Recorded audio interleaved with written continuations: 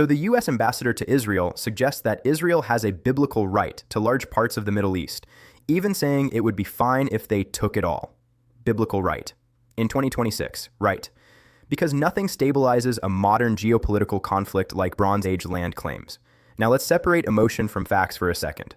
Modern international borders are governed by international law, UN resolutions, treaties, and post-World War settlements, not scripture.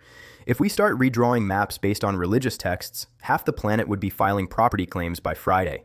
And here's where the irony kicks in. The same global powers that constantly talk about sovereignty, rules-based order, and territorial integrity suddenly get very flexible when the word biblical enters the chat. That's not diplomacy. That's selective consistency.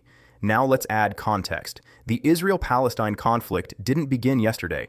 You've got the Ottoman collapse after World War I, the British Mandate, the 1947 UN partition plan, the wars of 1948, 1967. Decades of disputed territory, settlements, uprisings, peace talks.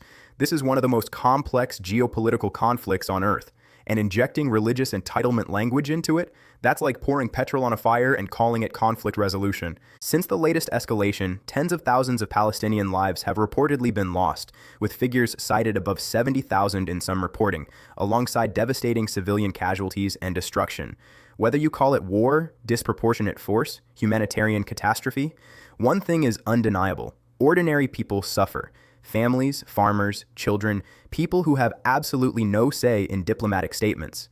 And that's what makes this rhetoric so dangerous, because when powerful officials talk about land like it's a divine inheritance, the people living on that land become background noise. Religion is deeply meaningful to billions of people, but religion used as a territorial justification in modern statecraft, that's not faith, that's strategy dressed as scripture. And the diplomatic fallout proves it.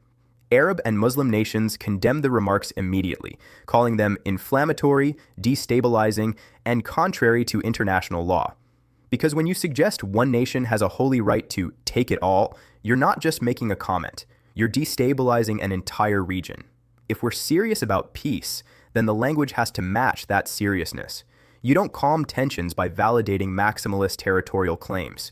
You don't bring people together by implying one side has divine paperwork. At some point, grown-up diplomacy has to replace religious rhetoric, because history shows us what happens when land, power, and belief mix without restraint, and it's never the people at the top who pay the price. It's always the people at the bottom. That's the tragedy, not theology, not politics, people.